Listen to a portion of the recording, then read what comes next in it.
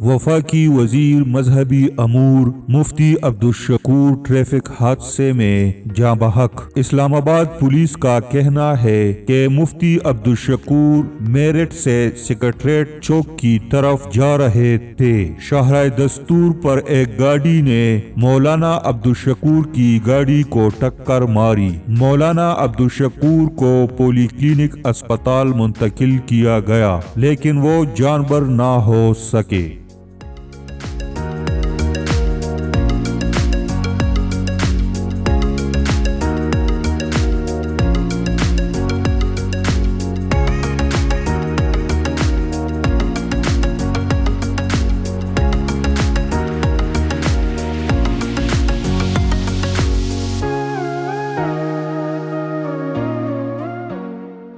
بسم اللہ الرحمن الرحیم۔ السلام علیکم۔ آپ کے ویوز اور سپورٹ کے بغیر ہمارے چینل کا کوئی معنی نہیں۔ برائے کرم ہمیں ہمارے مقصد تک پہنچنے میں مدد کرے اور ہمارے چینل کو سبسکرائب کرے، ویڈیو کو لائک کرے اور اپنے دلچسپ تبصرے ہمارے ساتھ شیئر کرے۔ شکریہ۔